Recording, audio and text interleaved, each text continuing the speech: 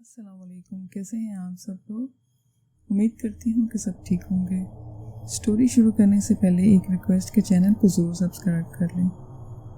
ये जो मैं आपको स्टोरी सुना रही हूँ ये 50 to 45 ईयर्स पहले की बात है। सिंध के इलाके की मैं आपको बात बता रही हूँ। घने जंगलात की वहाँ भरमार थी, इंसानी आबादी बहुत कम थी, वीरान इलाके ज़्यादा थे। हिंदू जिनको मुकामी लोग कड़ाड़ कहते थे, कड़ाड़ों के मकान पुरसाट किस्म के होते थे।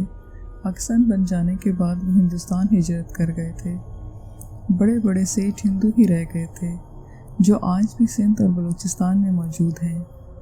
इनके शमशान घाट जहाँ मुर्दों को जलाया जाता था, कई मकानों और दुकानों पर मुसलमान काबिज हो गए थे और कई मकान गैर आबाद थे जो खंडर बन गए।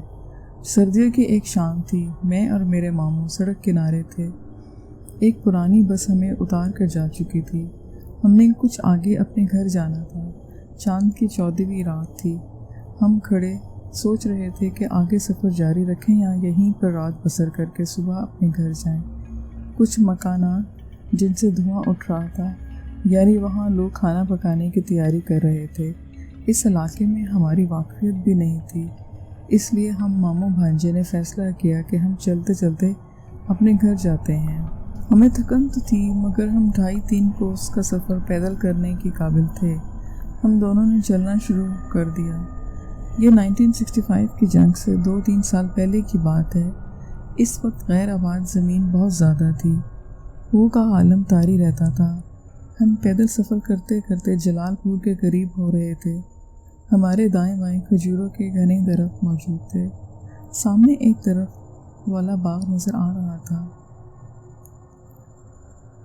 वहाँ मैंने एक अजीब सा नज़ारा देखा जिसे देखकर मैं घबरा गया, लेकिन मेरे मामू बिल्कुल नहीं घबराए क्योंकि वो इन्हीं इलाकों के रहने वाले थे और ऐसे नज़ारों से इनका अक्सर वास्ता पड़ता रहता था। हमने देखा कि 1 दर्जन के करीब मिट्टी के दिए रोशन थे जो ज़मीन से 10 फीट की बुलंदी पर मुतहर्रिक थे। वो हमें दायरे की सूरत में घूमते हुए नज़र आए। ये एक पुरस्कार मंजर था जो हम दोनों मामू भांजे हैरत से देख रहे थे। फिर वो दिए एक लंबी कतार में बाग की तरफ बढ़ गए। वो जिन्नात जिन्होंने ये दिए उठा रखे थे वो हमें नज़र नहीं आ रहे थे। बाग का लकड़ी वाला गेट इस वक्त खुला हुआ था। अचानक बाग के गेट से एक लंबा आदमी निकला और तेज़ी से हमारी तरफ आया और अचानक कुछ हाथों ने मुझे बाग की दीवार पर बिठा दिया। मैं अपना तवाज़ुन बरकरार न रख सका और टूटी हुई ईंटों पर अंदर जा गिरा। मैं बड़बड़ा कर जल्दी से उठा और बाहर निकल आया। बाहर मेरे मामू को खड़े देखा। उन्होंने मुझसे पूछा, तू कहाँ चला गया था? मैं हैरान रह गया। मैं सोचने लगा कि मुझे मामू ने फ़िज़ा में बुलंद होकर दीवार के ऊपरी हिस्से पर जाते नहीं देखा। मैंने सोचा ये बात मैं मामू को ना बताऊं ताकि वो परेशान ना हो। मैंने इनको टाल दिया कि मैं रफ़ाए हाजित के लिए गया था। मामू चुप हो गए। इतने में वो लंबा आदमी हमारे करीब आ पहुंचा था। इसने अपने हाथ में एक थाल उठाया हुआ था जो एक रुमाल से ढका हुआ था। मैं समझ गया कि ये शख्स जन्नात में से है। इसके दोनों कानों की लोएं इतनी लंबी थीं कि कंधों तक आ रही थीं। इसकी बड़ी बड़ी आंखें शोले बरसाती नजर आईं। वो बिल्कुल अंगारे की तरह सुर्ख थी। मैं घबरा कर ज़मीन पर बैठ गया तो वो सख्त लहजे में बोला, नीचे ना बैठ, खड़ा हो जा। मैं एकदम से खड़ा हो गया। अचानक एक शख्स ने हाथ हिलाया तो करीब ही एक गधा मौजूद हुआ।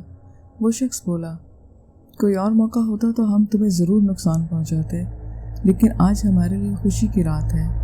हम कौम जन्नात में से हैं। मेरे बेटे की शादी है। मैं तुम्हारे लिए खाना लाया हूँ। तुम घबराओ नहीं, हम तुम्हें कोई नुकसान नहीं पहुँचाएंगे।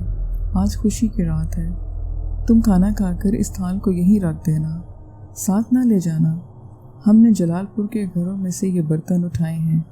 सुबह होने से पहले हमें इन बर्तनों को वापस इसी जगह रखना है जहाँ से उठाए हैं।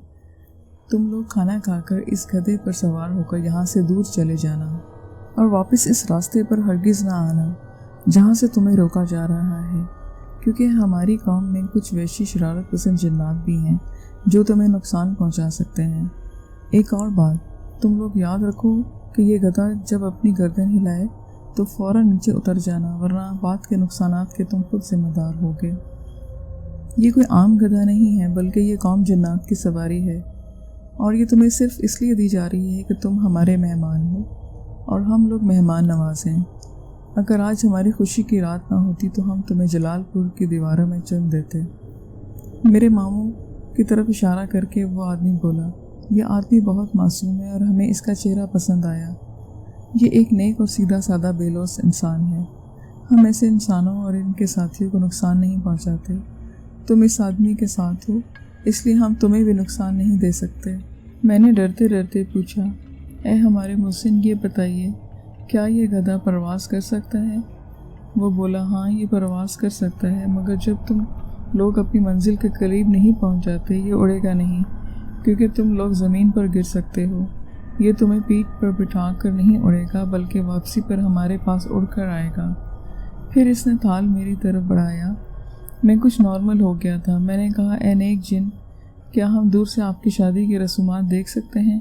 वो बोला, हाँ बिल्कुल देख सकते हो, मगर करीब ना आना। हमारा सरदार भी मौजूद है जो शायद तुम्हें पसंद ना करे। इतना कहकर वो वहाँ से गायब हो गया। मैंने थाल से जब रुमाल उठाया तो इसमें चावल थे। चावलों की खुशबू बेहद अच्छी थी।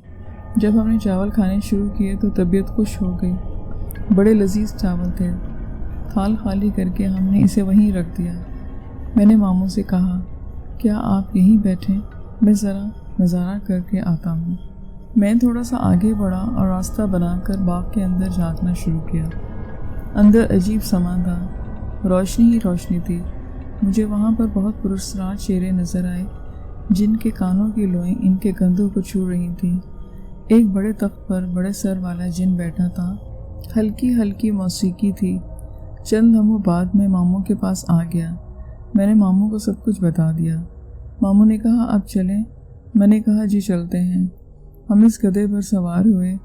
मैं सोच रहा था कि ये गधे को रास्ता कैसा पता चलेगा, मगर मैं हैरान हुआ कि वो गधा सर झुकाए चलता रहा और वो इसी रास्ते पर चल रहा था जो हमारे गांव की तरफ जाता था।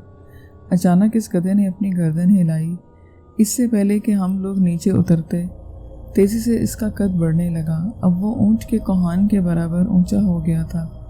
ये देखकर हम परेशान हो गए। अचानक वो गायब हो गया और हम ज़मीन पर गिरे।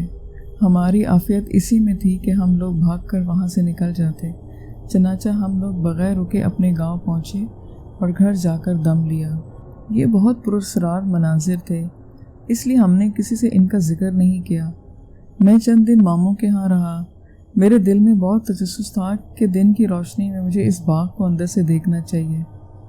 जब मैंने वापसी का प्रोग्राम बनाया, खाना खाकर तकरीबन दिन के 11 बजे मैं और मेरे मामू रवाना हुए। मामू ने कुछ सफ़र मेरे साथ करना था। जब हम इस बाग के करीब पहुँचे तो मैंने मामू से कहा कि आप कुछ देर यहाँ किसी दरख्त के साए में बैठे, मैं ज़रा बाग का चक्कर लगा के आता हूँ। मामू ने कहा, दूर से इस जगह को देखना जहाँ जन्नात की शादी देखी थी।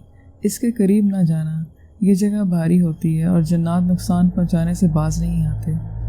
मैंने कहा, परेशान ना हो, मैं दूर से ही वह जगह देख कर आ जाता हूँ। मैं बाग में दाखिल हो गया। मुझे सामने ही दरख्तों के नीचे एक चरपाई बिछी हुई नज़र आई, जिस एक बड़े पेट वाला शख्स नज़र आया जो हाथों से खजूर को बांध बुट रहा था। इसने मुझे कहा, ओ बच्चे, क्या कर रहे हो? मैंने इसके करीब पहुंचकर इससे हाथ मिलाया। इसने मुझे चरपाई पर बैठने को कहा। मैं बैठ गया और इधर उधर देखने लगा। जहाँ भी जन्नात की शादी थी वहाँ मुझे कुछ नज़र नहीं आया। इस आदमी ने मुझे कहा, बच्चे कहाँ से हो? अगर मुझसे कोई काम है तो बताओ। मैंने कहा, मैं फ़लाँ बस्ती से आया हूँ, मैं अपने शहर जा रहा हूँ। कुछ दिन पहले मैं अपने मामू के साथ जहाँ से गुजरा तो जन्नात से हमारा वास्ता पड़ गया था। उन्होंने हमें चावल खाने को दिए थे और सवारी के लिए एक गधा भी दिया था जो कि लंबा हो गया था। बाद में वो गायब हो गया।